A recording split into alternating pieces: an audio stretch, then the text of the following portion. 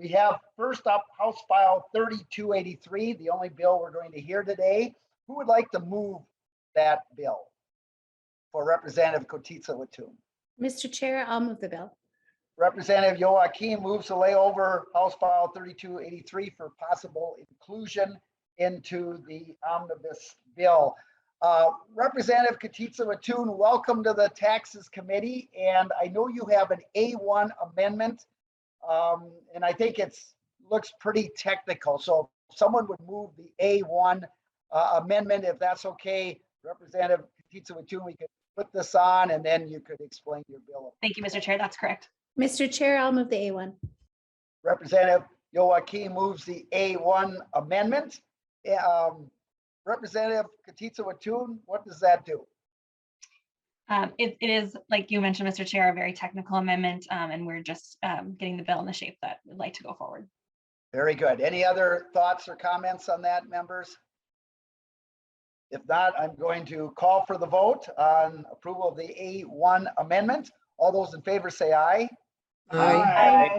Those opposed say nay. The motion does prevail. The A1 amendment is adopted. And before we go to the bill, Representative Garofalo is in attendance. So Representative Kotitsa Watun, if you could explain your House File 3283 as amended to the committee. Thank you, Mr. Chair. Members, House File 3283 is a really exciting bill, and I'm grateful to be here back in Texas and sharing it with you today. So before COVID-19 hit, we knew that our childcare system was broken. Parents can't afford to pay more for care. Early childhood educators and childcare providers are struggling to support their own families on low wages, and the pandemic has exacerbated all of these issues. There are myriad families across the state of Minnesota who pay as much as or even twice as much as their mortgage payment in childcare. Just a few years ago, when we had 3 children under the age of 5, that was the reality for my family.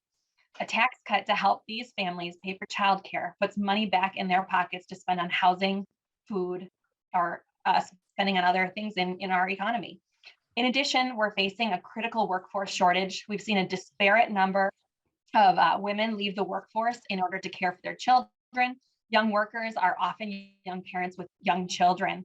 Currently in the Midwest, Illinois, Indiana, Michigan, North Dakota, South Dakota, and Wisconsin offer no state-based child care tax credit. Iowa does offer 2 options for taxpayers with an annualized income under $45,000 a year. The Great Start Child Care Tax Credit says to families with young children, you're welcome in Minnesota. We want you to live, work, and raise your families here, and we will help you do it. Until a child turns 5 and is eligible to begin kindergarten, public investment at either the state or federal level is marginal at best. While some temporary programs throughout the pandemic have provided some assistance to young families, no permanent relief has been passed. The Minnesota legislature has the opportunity to do what no other state has done and expand our current dependent care credit into the Great Start Child Care and Dependent Care Credit. Here is how we will do it. So currently, families with only 1 child are only able to claim up to $3,000 of child care related costs. Families with 2 or more children are only able to claim up to $6,000 of child care related costs, and larger families are provided no additional benefit. The Great Start Child Care Tax Credit will allow families with 1 child under the age of 5 to claim up to $10,000 in child care related costs. Families with 2 young children can claim up to $20,000 in child care related expenses, and families with 3 or more children may claim an additional $5,000 for a total of $25,000 of child care related expenses. The Great Start Child Care and Dependent Care Credit is refundable. The credit will cover 50% of these costs until the taxpayer's annual gross income exceeds $125,000 a year, at which point it phases down to covering 20% of those eligible costs. After gross annual income exceeds $400,000, the covered percentage phases down to 0, and only 1 credit can be claimed per household. For children under the age of 1, the maximum amount of qualifying expenses is assumed, and this is just to reflect the unique challenges of raising and caring for a newborn, as well as the much higher cost of childcare for our very young children. This bill, members, not only lifts up Minnesota children and families, but it's a much needed support to our economy as we rebound from the pandemic. With that, Mr. Chair, I would invite our testifiers to share their thoughts, and I will stand for questions. Very good. Thank you, Representative Katitza-Watun. And just before you go on, just the revenue estimate on the bill. I always like to mention that if the authors have not. So you should all have this, members, but for 2023, the cost would be 203.5 million. For 2024, 209.4 million. And for fiscal year 2025, 211.3 million. And just for clarification, and you said this, but so for one child age 0 to 4, the maximum credit could be up to 5,000, and for 2 children 0 to 4, 10,000, and for 3 or more children 0 to 4 would be $12,500 credit. Is that correct, Representative? Mr. Chair, that it's covered at 50%. So yes, that is, those numbers are correct. Okay. They can claim twice that amount. All right, thank you very much. So let's go to the testifiers before we go to members. And we do have 9 testifiers. So I'd like to ask all the testifiers to limit your testimony to 3 minutes, if you would. And so first is Lars Negsted, and then Nicole Leithauser is on deck. So Lars Negsted, if you would identify yourself. There you are, and welcome to the committee. Thank you, Mr. Chair and members. Thanks for the opportunity to testify today. My name is Lars Negsted, and I am the Policy Director for Isaiah. Isaiah is a statewide organization of congregations, mosques, childcare centers, and barbershops. Our mission is to build a democracy that respects every person's dignity and a caring economy where everyone can thrive. I'm speaking today on behalf of Kids Count on Us, a coalition of 512 childcare centers serving over 25,000 children across Minnesota. No matter where they live or what they look like, every Minnesota child deserves an enriching environment, especially during their formative early years. Yet for too long, we have failed to ensure support for families with young children. The truth is our childcare system is broken and dangerously close to collapse. Many people without young children don't realize that it costs more to put a child in childcare than in college. Yet most families with young children are still early in their working lives. In other words, we expect the most financially of families when they are least able to afford it. At the same time, we ask childcare workers to do the most important and arguably most challenging work in the state.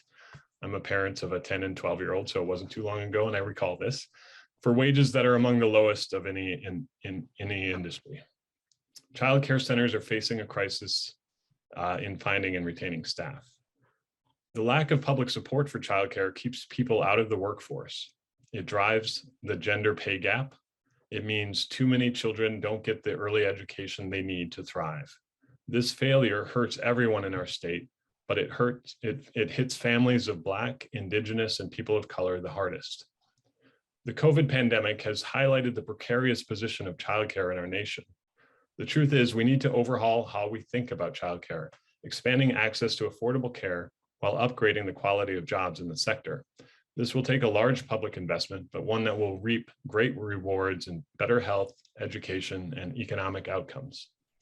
As you will hear from other testifiers, most families with young children struggle to pay for childcare. This bill would provide much needed support to those families. We thank Representative Katitza-Watun for authoring this bill and urge your support. Thank you very much for your testimony today. Next, we have Nicole Leithauser and then Laura Gannon on deck. So there you are. Welcome to the committee.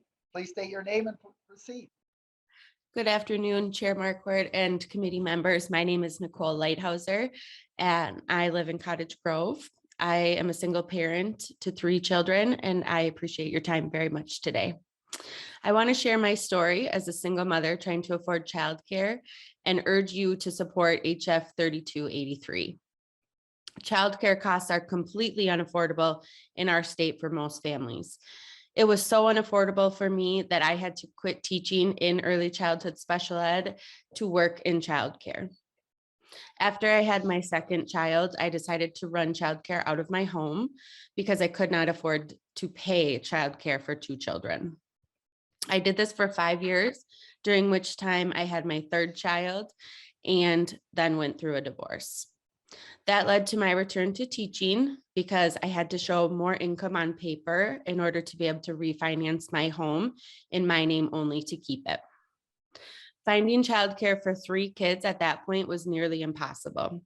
My income was $30 too much to qualify for assistance. I was only able to make it happen because a new neighbor moved in that ran an in-home childcare, and she gave me a huge discount. But Minnesota families should not have to rely on the kindness of their neighbors to afford childcare. And those neighbors shouldn't have to take a loss of income either. The pandemic compounded a system that was already in distress. My school-age children were too young to be on their own for distance learning, but I couldn't pay for childcare. I had to choose between working and helping my kids.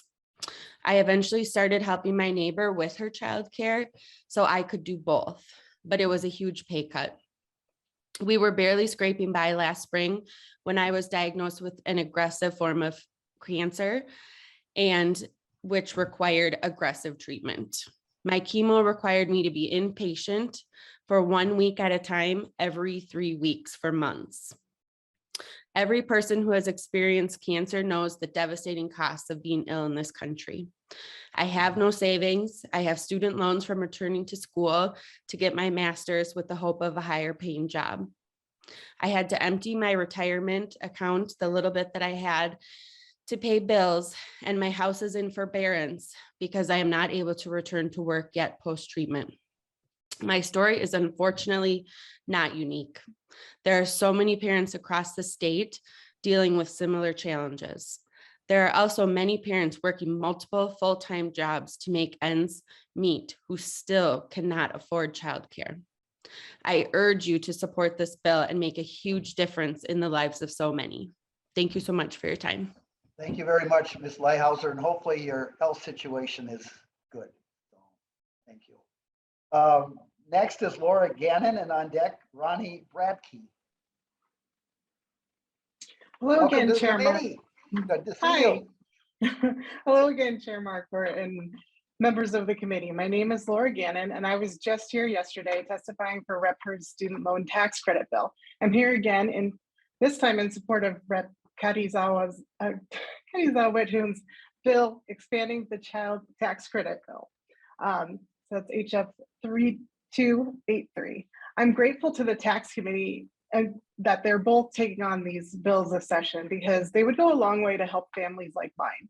As I mentioned yesterday, I live in Circle Pines, Minnesota with my husband and 2 kids.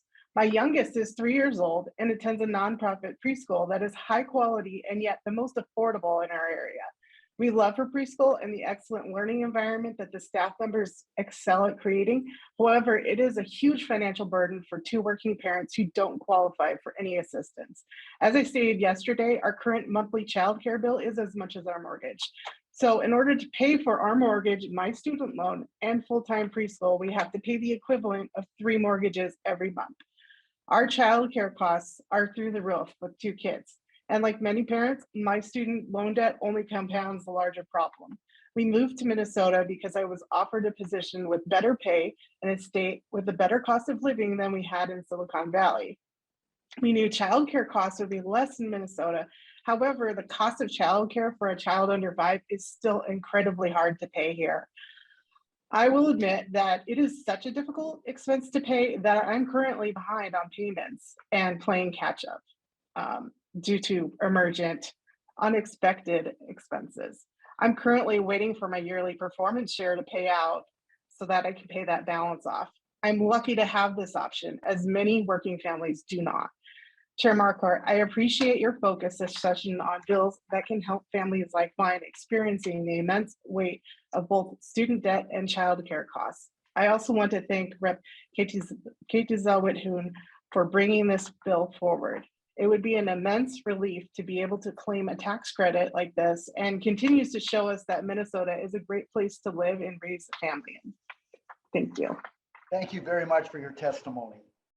Next up is Ronnie Bradkey. On deck is Claire Leinish.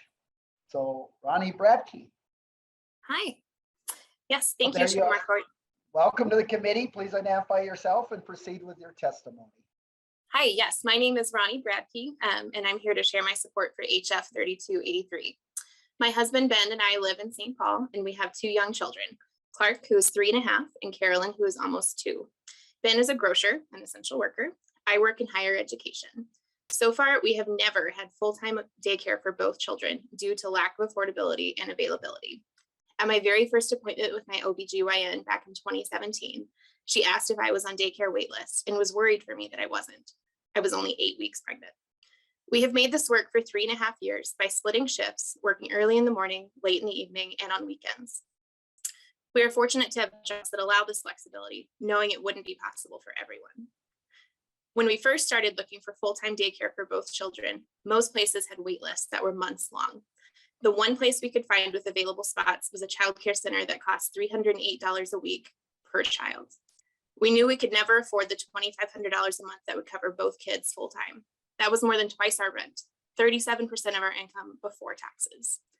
Instead, we enrolled them in the center for 2 days a week for a total of $1,600 a month, giving us enough breathing room that neither of us needed to quit our jobs as we split shifts, taking yet another essential worker or another woman out of the employment pool. Despite the slight breathing room, we couldn't save any money. We couldn't work toward buying a house. We had no emergency fund. Finally, we caught a break. A friend referred us to a home daycare, a unicorn, a block from our house and only $144 a week per kid. The catch? She couldn't take anyone under 2, and this was her very first opening since before the pandemic started. Great for us, but hardly a systemic solution, and only available to us because we were lucky enough to know the right person. We've been at this daycare for nearly a year, continuing to split shifts to cover our youngest child's care. She will join her brother when she turns 2 in April, bringing our monthly cost to $1,200. Still more than our rent, but for the first time in 3.5 years, we'll both be able to work at the same time and spend more time together as a family. This bill would have made the last 2 years so much easier. We would have had more options, not needing to grab on to the first place in our price range. Daycare teachers could be paid with their worth instead of what we parents can scrape together to pay, leading to more expertise and less turnover. We could work sooner toward long-term financial stability for our children. I'd like to thank Representative Cotiza Withoon for bringing forward this bill and ask the committee to support it. Thank you for your time. Thank you for your testimony. Next up, Claire Leinish, and on deck, Eric Bernstein. So Claire Leinish, there you are. Welcome to the committee, and please introduce yourself. Sure thing. Thanks so much for having me. Can you all hear me okay? We can. Okay, great. Yeah, my name is Claire Leinish. Thank you, Chair Marquardt, and all the committee members for having me today. I'm here to share support also for HF 3283. I live in St. Paul and am a licensed family child care provider. I mainly serve St. Paul families out of the daycare in my home, the Daffodil Day School, and I have a mixed age care environment. I've been doing this work for 7 years, with most families sending me their tiny babies and keeping them with me until kindergarten. I have one child myself, and one of the best parts of my job is watching her learn from the older kids and seeing the older ones learn empathy and kindness in relation to the young babies. And of course, the other main perk is not having to look for childcare for my own child. The parents I serve are extremely dedicated to their child or children's well-being, and we work together as a team to support their children through all the big life stuff of the early years. And these parents have chosen me because I provide consistency of care, healthy food, lots of time outside, and a focus on social and emotional growth. They value the work that I do and pay me market rate for my services. And we can all agree that while it's a tremendous expense for them, it's barely enough. As a result, most of my families have only one expense larger than their childcare every year, and that's their mortgage. A few years into my business, I instituted a policy of a 3% raise of my rates every year so families can plan for that. This policy is still in place, and while it provides my family a level of financial stability, I do tremendously feel for my daycare parents. Every year, the cost of food goes up, the cost of gas to and from their jobs, their property taxes go up, and now I have added to the consistency of this climb. When the parents pay me, I use this money to pay my mortgage, pay my taxes, both the employer and the employee portion, as I am self-employed, buy health insurance for my family as we have no employer coverage option. And then what's left, we save for our retirement and our daughter's college. The spending of my daycare families is largely the same, with many facing the added cost of supporting aging family members and or paying student loans. As many have already talked about, and I'm sure many committee members know, the early years of parenthood are no logistical walk in the park. Finding quality childcare is ridiculously hard, if not impossible. Being able to afford it at all is not a given, and for many families, is completely out of the question. Increasing this tax credit would not only be a token of respect to the parents trying to provide healthy and safe environments to their children, but also a real tangible bottom line difference for the families that I serve. This bill could be a meaningful first step toward addressing the myriad of issues that face parents and providers as we all try to navigate this industry while getting our children what they need. Thank you so much, Rep. Katiza-Wattoon, for bringing forward the bill, and thank you all for having me today. Happy to be here. Thank you very much for your testimony and for work you do, and you're holding on to some very precious future there. So thank you. Like to note Representative Miller is now in attendance. Next up is Eric Bernstein and Jennifer Olson on deck. Eric Bernstein. Hi, Chair Marquardt, members of the committee. Welcome to the committee. Thank you. Chair Marquardt, members of the committee, my name is Eric Bernstein, and I'm Policy Director at We Make Minnesota. I'm happy to be here today to testify in favor of HF 3283, which would greatly expand Minnesota's dependent care credit, providing essential relief to families struggling to cope with our broken child care system. I think the committee has an easy job today. Everyone knows that childcare in Minnesota is scarce and unaffordable, and that we as a state and as a country are vastly underinvesting in early childhood care and education. The Federal Reserve found that Minnesota spends $10,000 per child between the ages of 5 and 17, but just $2,500 on children aged 3 and 4, and only $900 per child for the first 3 years of life. In 2020, DEED reported that Minnesota was short an estimated 80,000 childcare slots. And according to the Center for American Progress, the average cost for center-based care in 2021 was $16,200 for an infant and $14,100 for a toddler. As a percentage of family earnings, DEED found that center-based care would consume 16 to 19% of median Minnesota household income, and as much as 38% of household income for Black families, and more than 50% for single parents. This places many Minnesotans in the impossible position of picking between working and paying the high cost of care, or staying home to save. The problem this creates for our workforce is a matter of broad consensus. I'm not sure if they're here to support this bill today, but in its Minnesota 2030 report, the Chamber of Commerce named affordable childcare as one of the top 3 priorities for ensuring a strong economy over the next decade and beyond. This tax credit would be a great first step towards achieving that objective, and I very much hope it will pass this session. However, I'd like to make one note based on some recent research that was in the media. Recent studies have cast some doubt on the much celebrated benefits of early childhood care, and the upshot of that conversation suggested that not all child care is equal, and that the quality of child care sought differs substantially by income. So although this bill will help many families struggling with large child care expenditures, it may unequally benefit or exclude some low-income households that seek cheaper care or avoid childcare expenses altogether. Children of these lower income households will not benefit from the high quality developmental environments and will find themselves at a comparative disadvantage to their higher income peers. So I think this is a great bill, but a universal system or a child care credit would afford families and children more similar benefits and opportunities regardless of race or income. So I hope that in addition to passing SF 3283, the committee will consider the funding needs of longer term solutions, more universal solutions, and protect the revenues that those programs will require. So just don't cut taxes, especially not for rich people. That was the last part there. Thank you. Yeah, thank you very much for your testimony today. Next up is Jennifer Olson, and on deck, Daniel Indovino-Cowley. Jennifer Olson. There you are. Welcome to the committee. Please introduce yourself and proceed, please. Thank you, Mr. Chair and members. My name is Jennifer Olson. I'm a member of AFSCME Council 5, Local 2440, and I'm also the mother of a beautiful 6-year-old girl. I'm here today to talk to you a little bit about the hardship that Minnesota's families experience due to the child care costs. When I became pregnant, I was told to look for childcare as soon as possible, as openings, especially for infants, were in short supply. I was quoted prices ranging from $200 to $350 a week, which was 20 to 34% of my net income. I secured daycare for my child 5 months before she was born. I was told I would need to pay for her spot prior to her birth.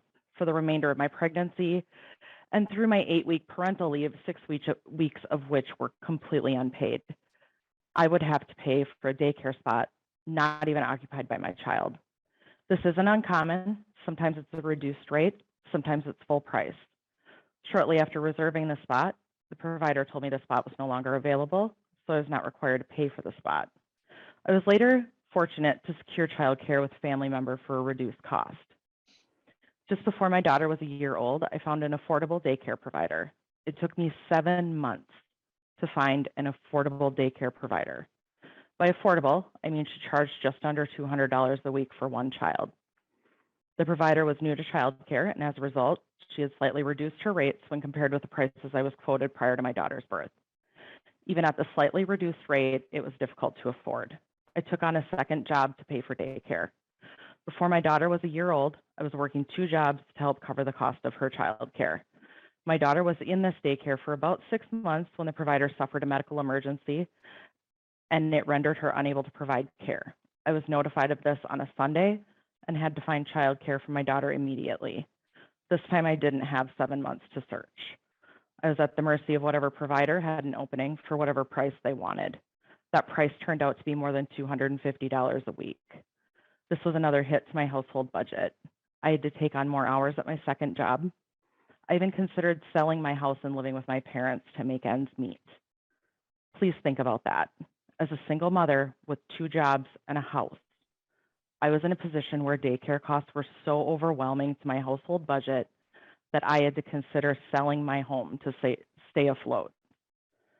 When compared with what a lot of Minnesota families experience, I actually had it pretty easy.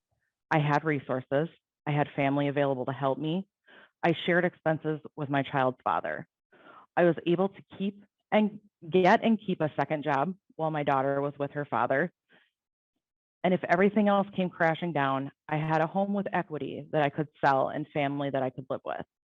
I had resources, and it was still extremely difficult. I can't imagine what people who have fewer resources experience, both in finding and paying for childcare. I'm from a rural area, so childcare is a bit less costly than it is in the metro area.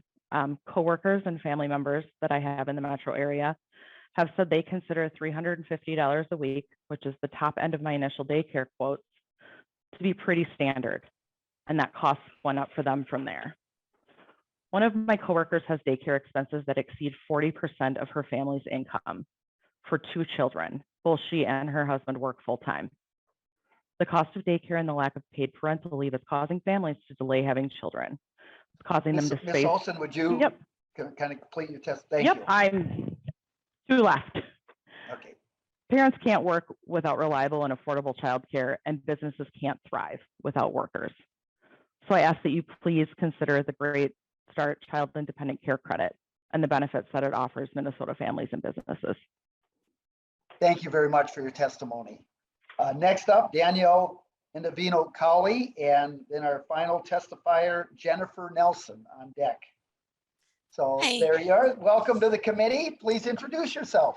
Hi, I'm Danny Indovino-Cawley, Danielle as well, and I want to thank you to the chair and for the committee to hear me today.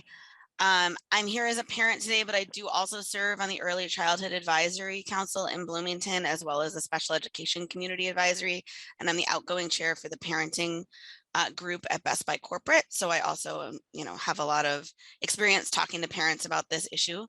I want to talk about my life though right now. So I have 2 kids, a 3-year-old and an 18-month-old, both are which are in full-time daycare right now and have been since the end of my 12-week leave. My older child is in a daycare center, so which at 3 years that cost me $320 a week. My younger child is at an in-home daycare and his care is $250 a week. So together that's about $570. So I'm paying $30,000 a year in childcare. My children are split up because we couldn't afford the $400 a week for an infant. So when my oldest gets special education services and really needs the structure of a center, so we tried putting her in an in-home and her speech just didn't progress. She needed to be in a center. Because of that, we spend almost 2 hours a day dropping off and picking up children, and that's time we could be spending with our kids, engaging them, loving them, teaching them, rather than taking them in and out of car seats and kind of leaving them without any developmental or entertainment in the car. And after all that, after childcare, healthcare, and taxes, I only take home about 20% of my salary, and then most of that goes to student loans. So I'm working to pay bills and not to better my family, except for, I guess, healthcare. And then right now I'm working for my mental health and to hold a place and a salary in the workforce, because I know that there is a penalty for me to leave the workforce for 5 years. But my husband and I often question if it's worth it, and if we weren't going to do it, which one of us would leave. Neither of us wants to stop working. We like our jobs, but does it really make sense if it's negatively impacting our families and not benefiting that much? And we're lucky. So just yesterday, I was on a text chain with other mothers across the metro that was focused on childcare. More than one mother on the chain would have to pay more in childcare than they would be making at their job. So they literally couldn't afford to work, which is unbelievable when you really think about it. And then some of them were single parents. So for them to get childcare, they have to consider leaving their kids in unsafe or untested environments, or even bringing their kids to work with them. And leaving the workforce to take care of children increases my child's home, the barrier to leaving for those in domestic violence situations. Lack of access to childcare also drives a disproportionate amount of women from the workforce and leaves them open to isolation, financial dependence, and abuse. It's not just a poverty issue. It isn't just a workforce issue. It isn't just an equity issue. It's also a child safety issue. And so I know this won't solve all of our childcare problems in the state, but it would lift a burden off of families and give at least a little bit more options for people to work and live in community. And lastly, when reading the bill, I noticed that it defines young child as one who doesn't turn 5 before December 31st of the year. But because of the way school district cutoffs work, that would mean parents of kids born between September 1st and December 31st would lose a whole year of this childcare credit while still paying for full-time childcare, because you can't start kindergarten if you are turned 5 after September 1st. So if you change this age to 6, the problem would be solved. And I hope the committee takes this issue into consideration and changes the age so as not to penalize parents who have fall babies, like my November baby that's standing next to me right now. She's about to get on the bus for her special ed preschool. So thanks for listening to me. Thank you very much. Thanks for those comments. Up next then is Jennifer Nelson. Welcome to the committee, and please state your name and proceed. Thank you so much. Thank you, Chair Marquardt and members of the committee. My name is Jennifer Nelson, and I live in St. Paul. I'm a working parent of 2 young kids. They are 7 and 4. For 7 years now, we've been paying for childcare. Right now, with 1 kid in preschool, we pay $1,300 a month for him to attend a community-based center, which is a steep number, approaching parity with our mortgage payment, but it used to be a lot worse. When we had 2 kids in daycare, we were paying $2,200 a month for them to attend a community-based center, which far outstrips our monthly mortgage payment. This is all really hard on young families, as a lot of people today have talked about. When I was looking to advance my career a few years ago, the cost of childcare really limited my options. And if we'd had a 3rd child, I would have been priced out of a job. Having paid tens of thousands of dollars, which was hard to think about, in childcare over the last 7 years, has also meant that we've had to put off other things and to save far less for our futures than we would have liked. We don't give families with young kids very many options. We as families struggle through these years of incredibly high cost burdens because of how important childcare is to our kids and our families. It has been necessary to my family's stability, my career, and most importantly to my children's development. And as an aside, this is also why it is so frustrating to know that the wonderful providers and teachers who have been part of our lives doing this skilled and critical work are so underpaid. That is an issue for another day maybe, but it is another piece of the puzzle, especially as we noted at the top of this meeting, we're talking about how to deal with a worker shortage. Representative Cotiza-Watoon's bill would get us moving in the right direction and significantly improve the child care cost burden that we place on families all over this state.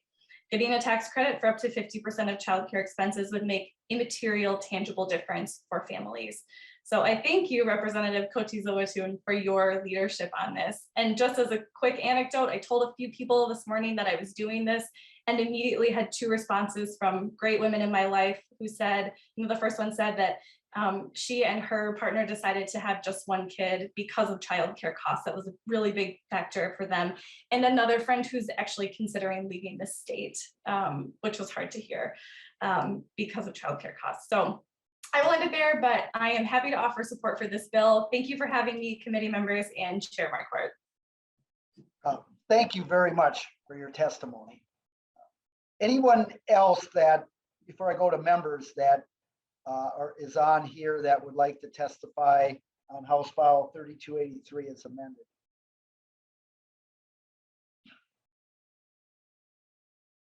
Again, I want to thank the testifiers for sharing your stories, and I think what came through here was very clear that raising a family is a very loving work, but it's also difficult, and hopefully cost should not be impacting life decisions that are being made. So hopefully this bill can go a ways in solving that. So I will now go to members. Representative Miller. Thank you, Mr. Chair. Let me throw my camera on so that you know that it's really me.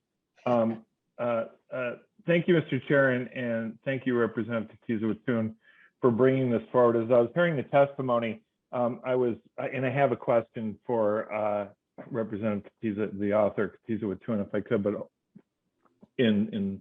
before that, as I was listening, I was thinking about how our society, when we value something as a society, we usually show our support through tax credits or tax, at least through the taxes. We look at a way of helping that. We've done that with home ownership. We've done that through a lot of different things. So I think this is an important thing. But the question that I have to the author, when I read through the bill, I see this as related to parents who are in the workforce. Are we addressing in any way in this bill holding up because it's really important for us to raise our kids right and to have plenty of kids in our society. I'm fully supportive of that.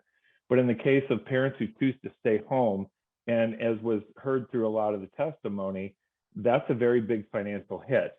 And so is there any sort of way in this bill that people who choose to stay home with their kids rather than put them in daycare, that they can benefit from a tax credit like this? Representative Katiza-Watun. Thank you, Mr. Chair, and thank you, Representative Miller, for that question.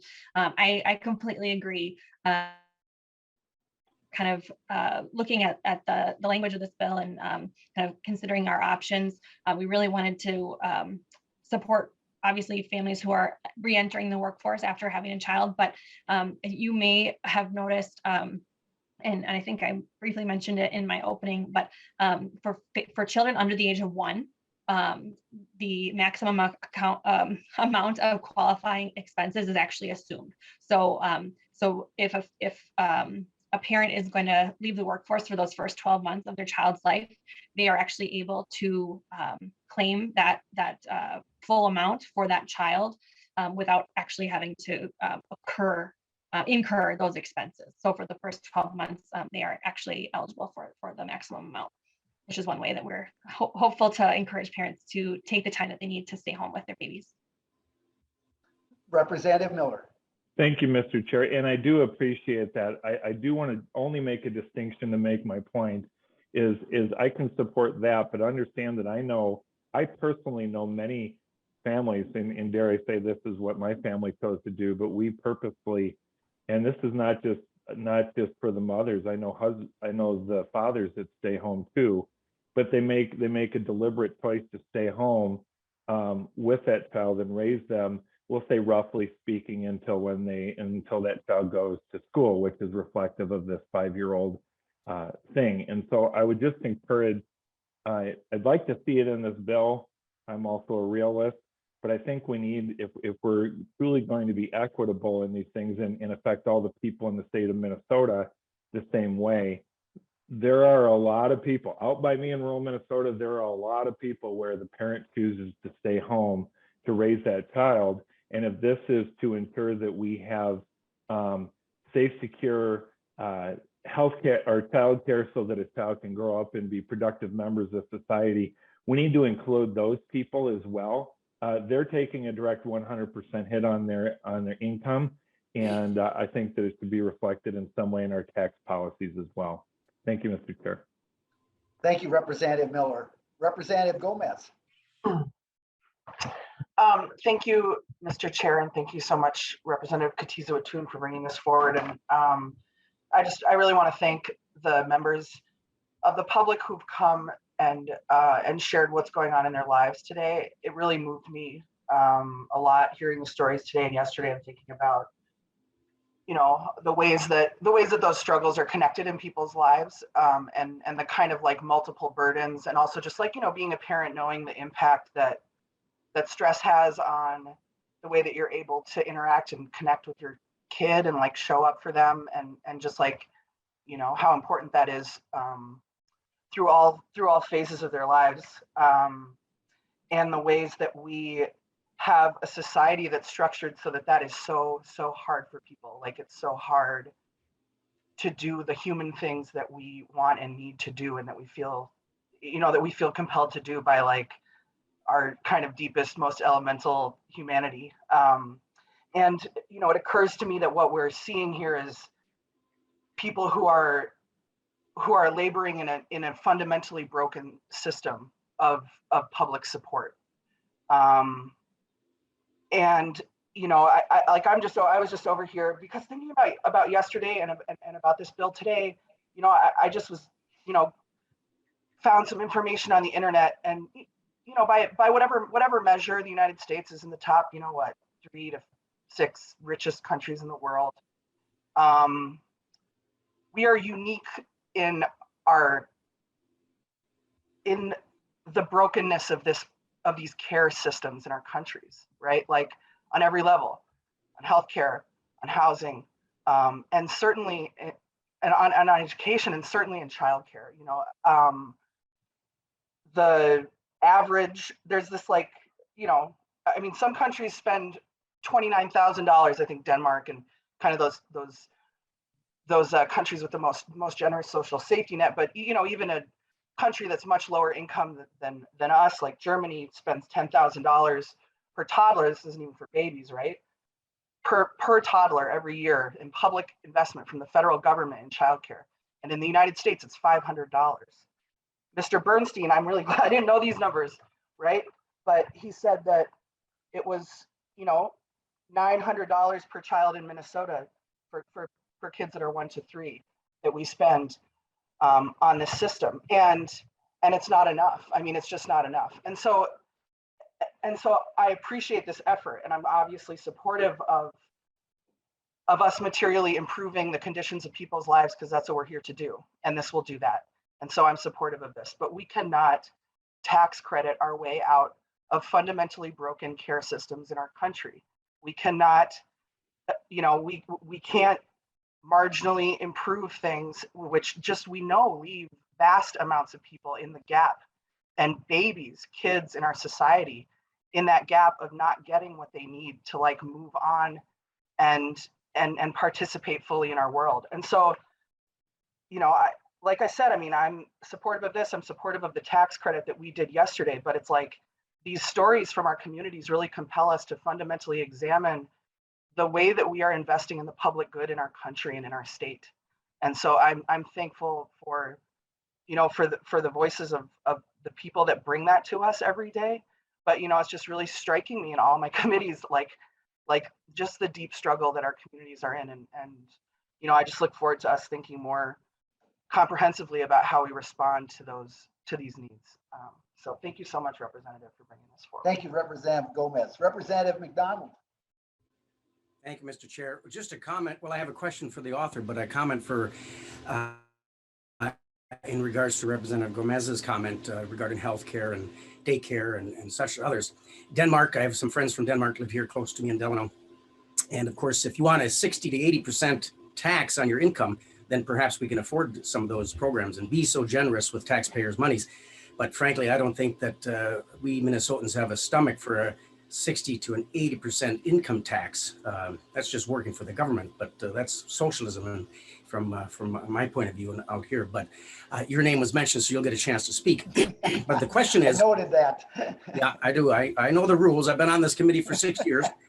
So, but Representative, the author, Katiza-Watun, question for you: have you done in your research looked at as to why the cost of childcare is so expensive? And why not, are we not giving those who work at a daycare center or childcare a tax incentive? And maybe we are, but since I did speak to someone who is works at a daycare provider here in a center here in town, and they're not paid very much, the workers. And yet I hear the cost of $2,500 a month to $1,600 to $25 a month for a kid. How come the workers aren't making that? What's the deal? Who's putting that money in their pocket? Why is it so expensive?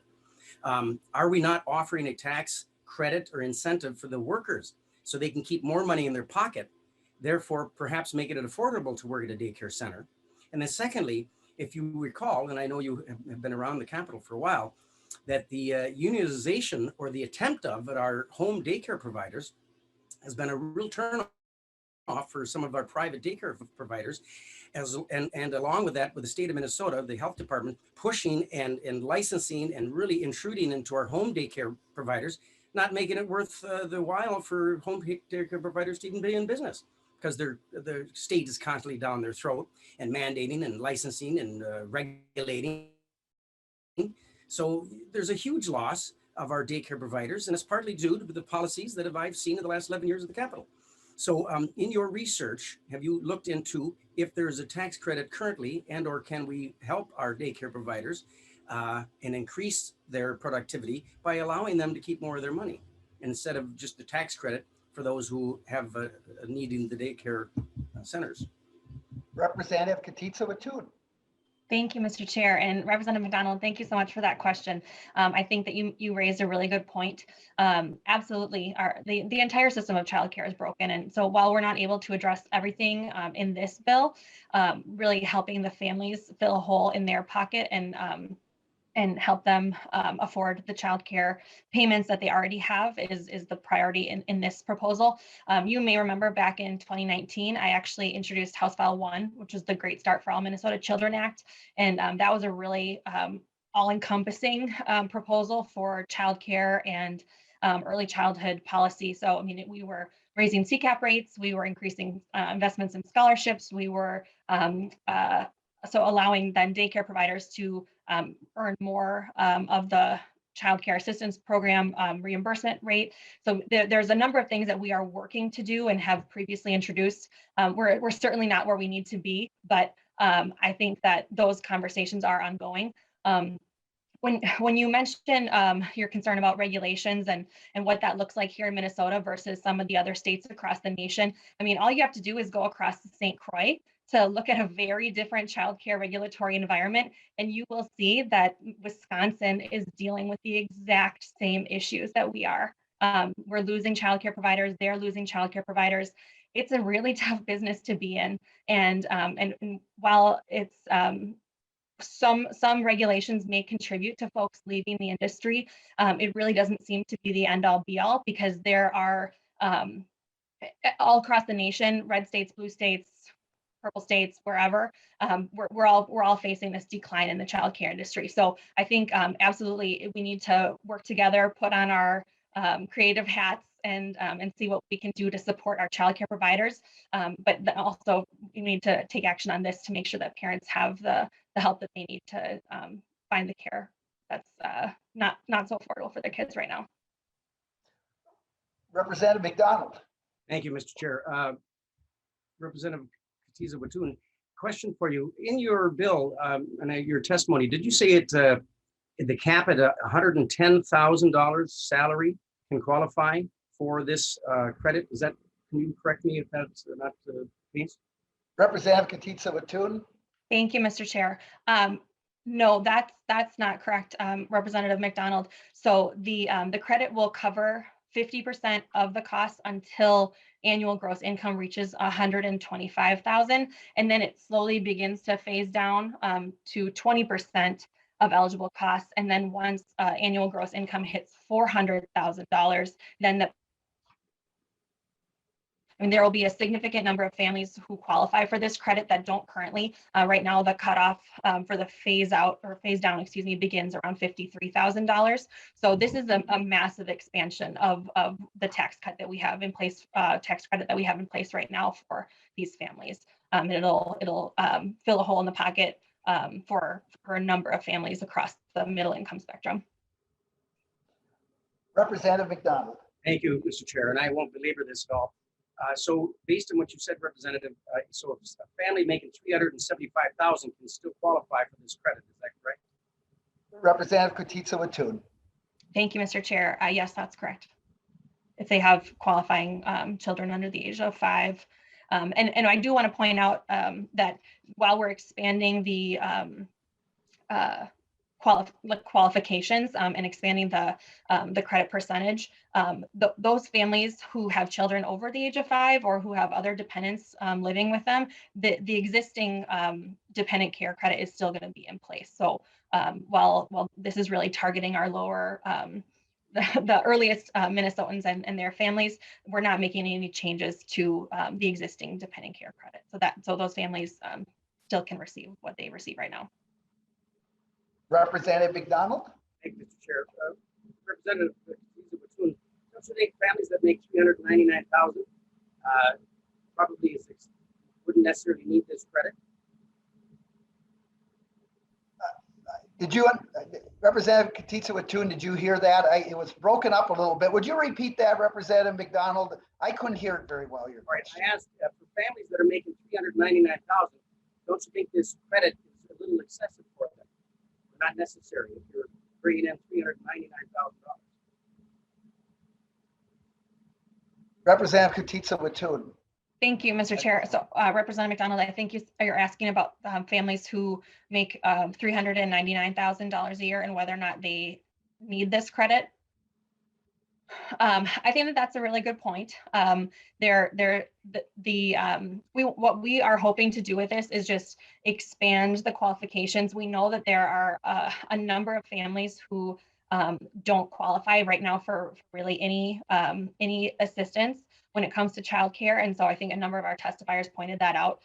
We know also that if two individuals who are married filing jointly are making $50,000, I mean that they've already hit a 6-figure income, and as you go up and as your costs go up, as if you're paying for college education loans down the line, I mean it's not out of line to think that families may need some sort of assistance for childcare, especially depending on how many kids they have that they're looking to take care of while both parents may be working outside the home.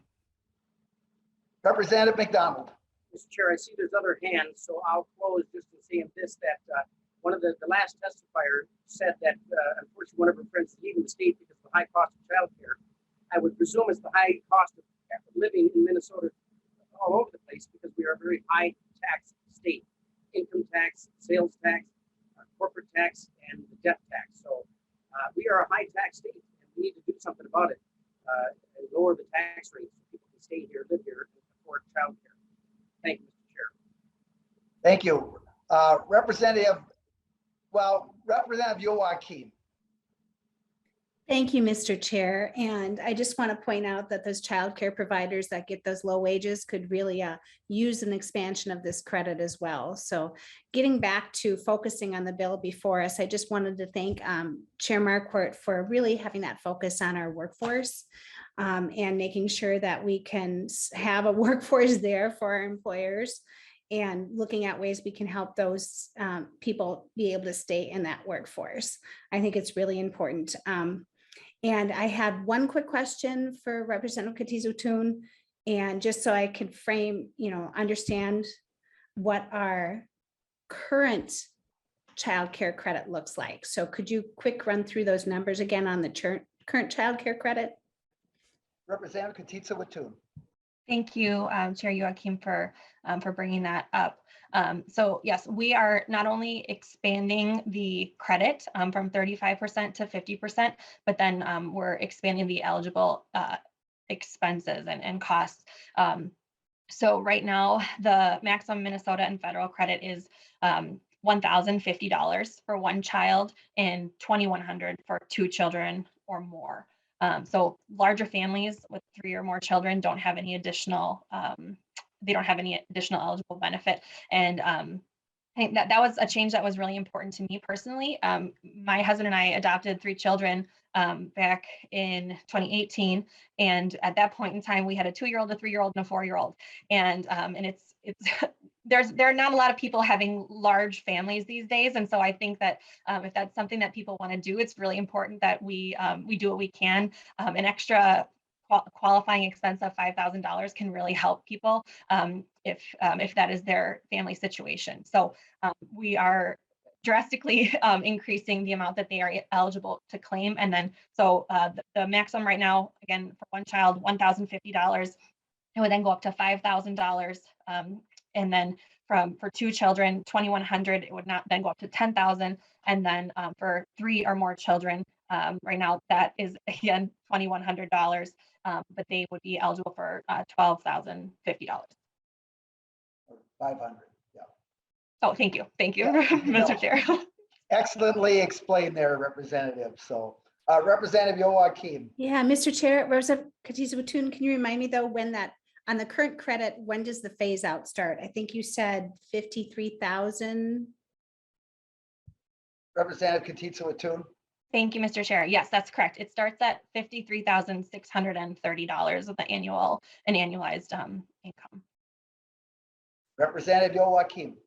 Thank you. That's what I thought I heard you say. And I just kind of wanted to paint a picture of that, just so folks know, a starting teacher in Minnesota makes on average $33,000 a year. And if their partner is making $15 an hour, that's who we're talking about. Okay, those are the folks that we're talking about. And that starting teacher probably has school loans, and they may be just getting a mortgage or even just trying to pay rent in our state. So I just wanted to paint that picture, and also wanted to say that this is really an economic issue.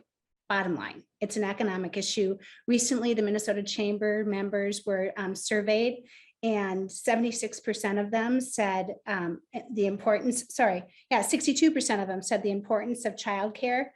Shortages were an issue with their employers. There was an issue in hiring employees, and it was an issue with growth for their own businesses.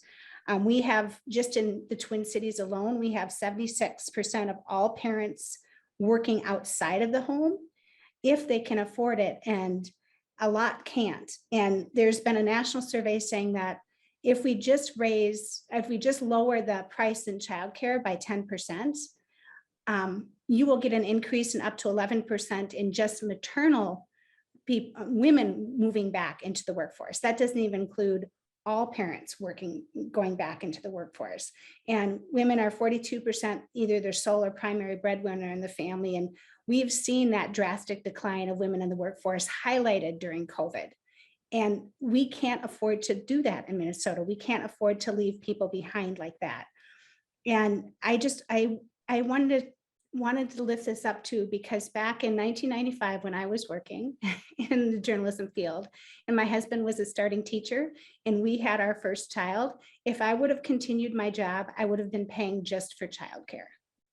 So I chose to stay home, but we still struggled. Not only that, my husband worked 3 other jobs. I worked and waitressed at night when he came home, and we still struggled to meet our bills. So I know, I wouldn't have traded it for the world, the time I spent with our children. We were lucky to even have that choice. And the only reason we did is because we worked so many extra jobs. So there is a lot of Minnesotans that don't have that opportunity, and we need to be there to help them if we want to see our economy grow. So, like I said, bottom line, this is about making sure that we have a workforce out there in Minnesota going into the future, and that we're attractive to folks coming into state to work, out of state to work here. So thank you so much, Representative. I also want to thank you for all the work you're doing on the other aspect of our childcare sector, making sure that employees are paid better, making sure that our childcare stay open and have the support that they need to do that too. So thank you.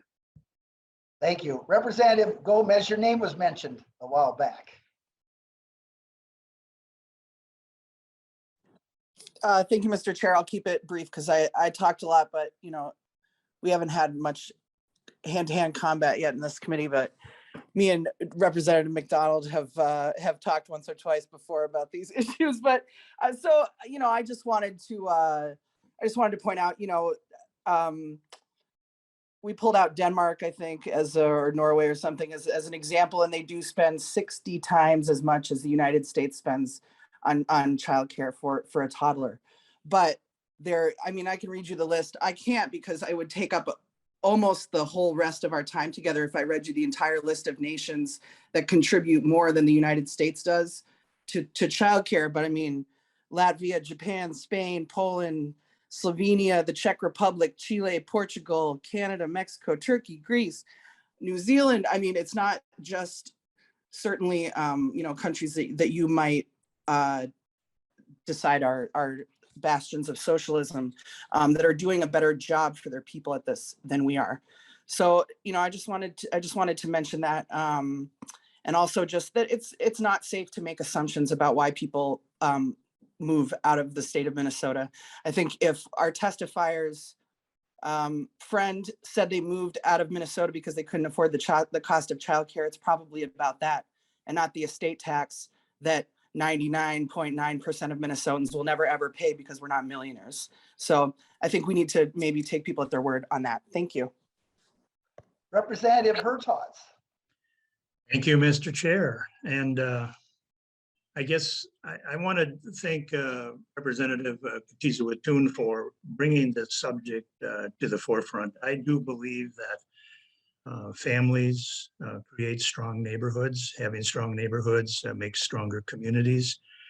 And what I have witnessed change during my lifetime is we kind of have a new definition of family.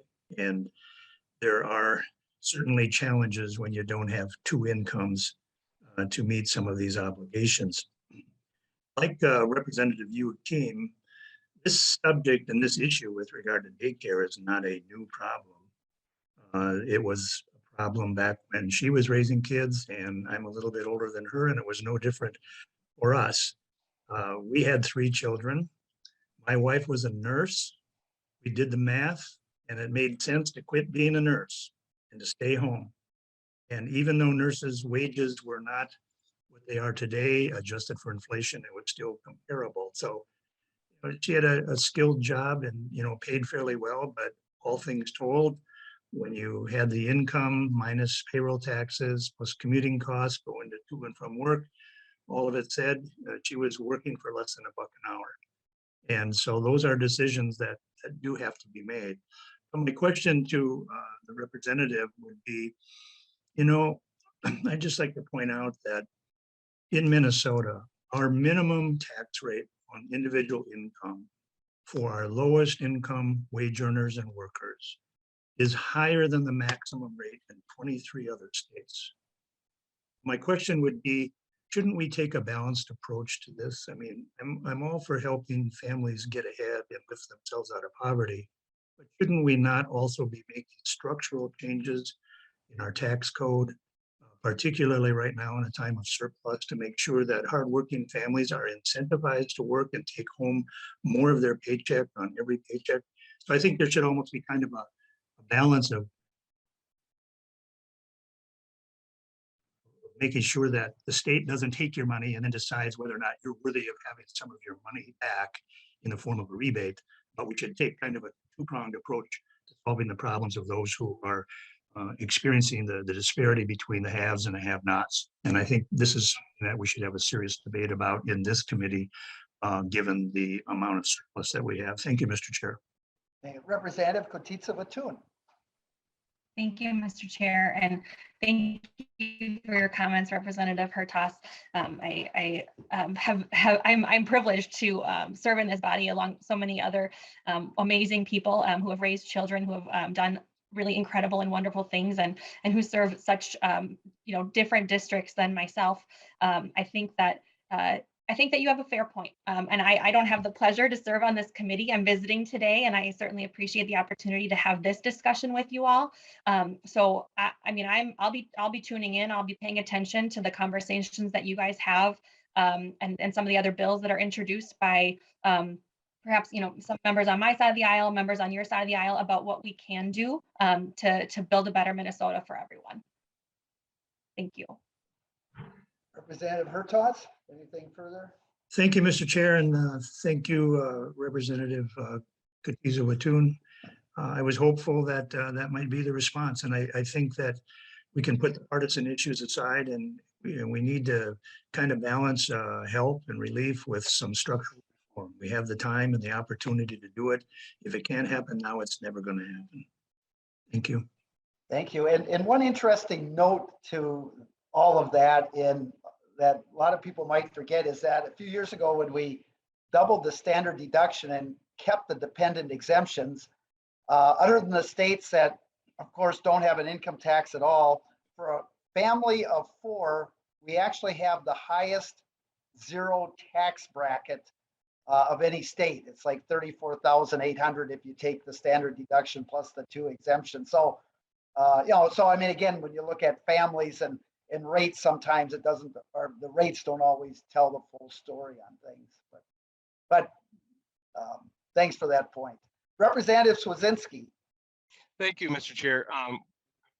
Representative Watiza-Katoon. Under this bill, would daycare providers themselves qualify for the tax credit if they have their children in their own daycare? Representative Katiza-Watoon. Thank you, Mr. Chair. And yes, thank you, Representative Swedzinski, for that question. I actually thought of pointing that out earlier, and then I forgot in my comments to Representative McDonald. For those people who, like one of our testifiers, has their children in their own at-home daycare, they do qualify for this credit. Representative Swazinski. Thank you, Mr. Chair. To Representative Watiza-Watoon, I'm sorry. Do you have to have your children in a licensed daycare to qualify? Representative Katiza-Watoon. Thank you, Mr. Chair and Representative Swedzinski. Off the top of my head, I don't think that is the case, and I will double check the language and I can confirm. Yeah, and maybe Mr. Williams, could you help out on that at all? I think I'm trying to look, and there's Representative Markwart and Representative Swazinski, are you talking about the provision specifically for people who operate a at-home daycare and send their own children to that daycare, or more generally for the credit? More generally for the credit, sir. Chair Markwart and Representative Swazinski, the bill relies on the federal definition of employment-related expenses that are used for the federal dependent care credit. I'm not sure if it's limited to licensed daycares only, so I could follow up with that after the committee hearing. Thank you very much. Anything further, Representative Swazinski? No, that kind of hits it on the head. My thought is, part of this bill's goal is to drive parents out of the home and into the workforce. There is value. I believe that a parent is in the home helping to raise children, by passing on beliefs, passing on work ethic in the home, whether it's a mom or a dad, doesn't matter. There is value to that beyond just making sure that people are available to be employed by our corporations and businesses. And, I think, this bill does try to reach out and solve a bill of work shortages. But, let's keep in mind, we've killed 60 million people in this country that never had a chance to live out of convenience. And, this is part of that process of the growing pains of our country and what we've done in the last 45 years. And, it's difficult and we got to try to find some ways to fix it. But, we have fundamental issues and detriments in our society. So thank you. Thank you. Representative Katiza-Watoon. Thank you, Mr. Chair. And Representative Swedzinski, I appreciate your comments. And some of you may be surprised to discover that outside of the legislature, which is supposed to be a part-time legislature, and I think we all have some interesting thoughts on how the last couple of years have gone, at least. I am a stay-at-home mother. So I do have 4 kids. Our oldest is 8. I have a 6-year-old, I have a 5-year-old, and I have an 18-month-old. And so I concur with those of you who have shared the fact how much of a value having a parent who is able and willing to stay home and raise their children is. And I think that I would welcome continued thoughts and suggestions to improve this bill. Potentially, I know Representative Miller had mentioned earlier, if there's a way to even expand it such that we can allow folks who are home, who are Representative Katitza Watun, you're cutting out here. You have frozen.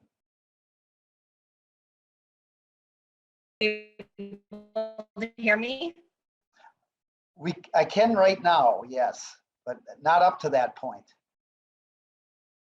I was just sharing that the fact that I'm a stay-at-home parent outside the legislature, and that I would be willing to have bipartisan discussions with other members and see if we can expand the credit even further to allow further support for stay-at-home parents. Very good. Any other members' comments or questions? Representative Katitza Watun, any closing comments on your bill as amended? Thank you, Mr. Chair and members. I really appreciate the discussion today and all the feedback, all of our testifiers who shared their stories. I guess in closing, I just want to point out that research by Nobel Prize winning economist James Heckman has shown that for each dollar invested in quality early childhood programming, it can yield up to $16 in return. So many families in Minnesota don't qualify for the support that's currently available for childcare, and we know that the pandemic hasn't impacted all Minnesotans equally. The expansion and creation of the Great Start childcare and dependent care credit puts money back in the pockets of middle income families. This proposal would not only help provide a great start to every child in Minnesota, but also a great start for a bipartisan movement to prioritize family economic security. As we consider how to invest this historic surplus in the future of the state of Minnesota, I would ask that you support a historic tax cut for our littlest Minnesotans and their families. Thank you so much for your consideration.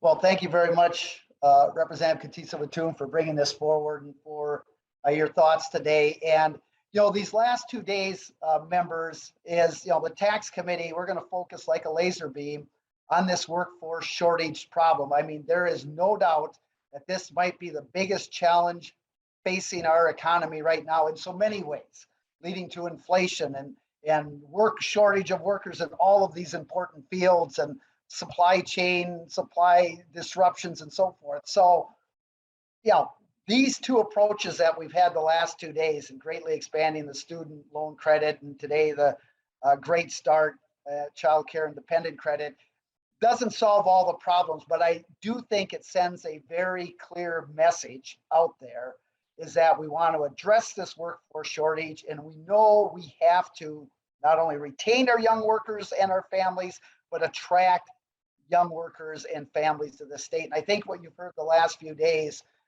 goes a long way in doing that. And they're big ideas. There's no doubt about this. These are big ideas, but those are the type of things we need to do at this time to really make sure our economy moves forward and that we make sure we can improve our quality of life for everyone everywhere in the state. So with that, Representative Joachim renews her motion to lay over House File 3283 as amended for possible inclusion into the omnibus tax bill.